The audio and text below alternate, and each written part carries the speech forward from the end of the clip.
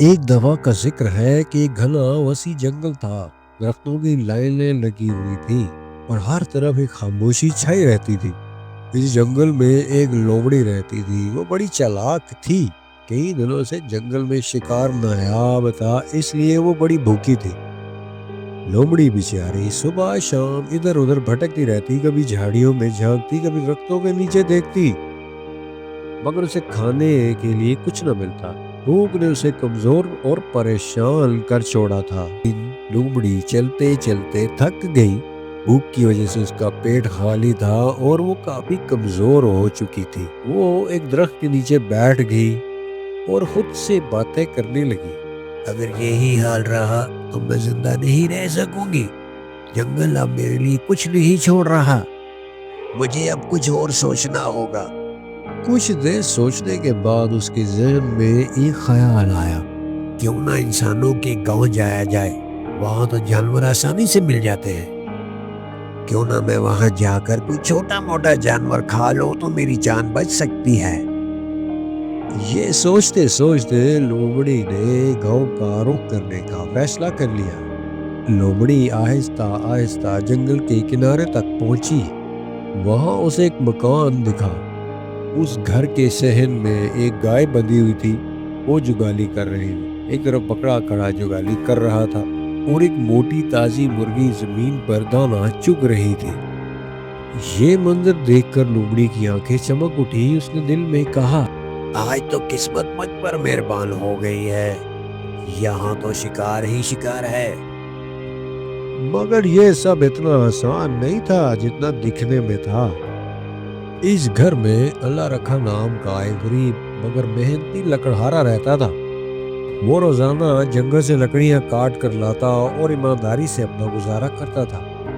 اسے اپنے جانوروں سے بے حد محبت تھی اور وہ ان کا خاص خیال رکھتا تھا۔ اللہ رکھا جنگل سے واپس آ رہا تھا تو اس نے لومڑی کو صحن کے آس پاس گھومتے دیکھا، مگر اس نے نظر انداز کرتے ہوئے خاموشی اختیار کر لی اور اپنے گھر کے صحن میں وہ جنگل سے لائی ہوئی لکڑیوں کو کاٹنے لگا۔ تو لومڑی ہر روز شام کے وقت اس گھر کے قریب آنے لگی۔ وہ ایک سائیڈ میں بیٹھ کر ان کو بڑے غور سے دیکھا کرتی تھی۔ جب بھی وہ حملہ کرنے کا سوچتی تو جانور چکنا ہو جاتے اور شور مچا دیتے اور وہ ان کا کچھ نہ بگاڑ پاتی۔ وہ سوچتی بس ایک دن موقع مل جائے، ایک مرغی اٹھاؤں گی اور بھاگ جاؤں گی۔ یہ کتنی موٹی تازی مرغی ہے۔ مگر ہر بار کچھ نہ کچھ ایسا ہو جاتا کہ وہ کامیاب نہ ہو پاتی۔ اس بات کو چند دن گزرنے کے بعد اللہ رکھا کو یقین ہو گیا کہ یہ لومڑی کسی برے ارادے سے آتی ہے۔ اس نے خود سے کہا، یہ جانور یہاں روز آتا ہے، ضرور میرے جانوروں کو نقصان پہنچانا چاہتا ہے، مگر میں اسے ماروں گا نہیں۔ بغیر نقصان پہنچائے ہی میں اس لومڑی کو سبق سکھاؤں گا۔ اس طرح اس کی جان بھی بچ جائے گی اور وہ یہاں ہمیشہ ہمیشہ کے لیے آنا بھول جائے گی۔ ایک دن اللہ رکھا نے جان بوجھ کر جانوروں کو کھلا چھوڑ دیا اور خود ایک سائیڈ پر ہو کر چھپ گیا۔ لومڑی یہ دیکھ کر بہت خوش ہوئی اور دبے پاؤں آگے بڑھی۔ جیسے ہی وہ مرغی کے قریب پہنچی، اللہ رکھا نے زور سے لکڑی کو زمین پر مارا۔ لومڑی نے جیسے ہی اللہ رکھا کو دیکھا تو فوراً وہاں سے پلٹ کر بھاگ نکلی۔ ڈر کے ماری لومڑی بھاگتی رہی، اس کا دل تیزی سے دھڑک رہا تھا۔ وہ جان بچا کر بھاگی اور پیچھے مڑ کر بھی نہ دیکھا۔ کچھ دور جا کر وہ رک گئی اور اپنی سانس بحال کی تو سوچنے لگی، اگر وہ انسان چاہتا تو مجھے نقصان پہنچا سکتا تھا، مگر اس نے ایسا نہیں کیا۔ وہ ایک بھلا آدمی لگتا ہے، تبھی اس نے وہ ڈنڈا مجھے نہیں مارا بلکہ زمین پر مارا اور مجھے ڈرا کر بھگا دیا۔ لومڑی جنگل کے کنارے واپس پہنچی۔ لومڑی کو اپنی حرکت پر شرمندگی محسوس ہوئی۔ اس نے دل ہی دل میں کہا، میں نے آسان راستہ چننا چاہا مگر یہ غلط تھا۔ کسی کے رزق پر نظر ڈالنا درست نہیں ہے۔ لومڑی اپنی چالاکی پر بہت پشیمان تھی۔ اس نے جنگل لوٹنے کا فیصلہ کیا اور جنگل کی جانب چل پڑی۔ اس طرح لومڑی جنگل واپس لوٹ آئی اس نے فیصلہ کیا کہ اب وہ صبر اور محنت سے شکار کرے گی، چاہے کتنا ہی وقت کیوں نہ لگے۔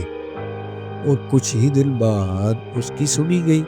جنگل میں حالات بہتر ہونے لگے اور اسے دوبارہ شکار ملنے لگا، اور اس طرح لومڑی کی زندگی بھی معمول کے مطابق چلنے لگی۔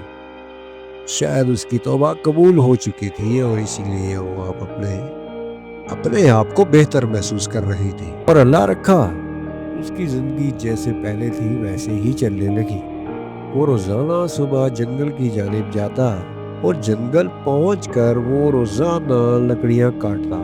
سارا دن اس کا یہی کام تھا۔ شام کو وہ لکڑیاں اٹھا کر اپنے گھر کی جانب روانہ ہو جاتا اور راستے میں اللہ کا شکر ادا کرتا کہ اس کے جانور محفوظ ہیں۔ گھر لوٹ کر وہ اپنے جانوروں کو دیکھتا اور دل ہی دل میں خوش ہوتا رہتا، اور اس طرح اللہ رکھا اپنے گھر میں سکون سے رہنے لگا۔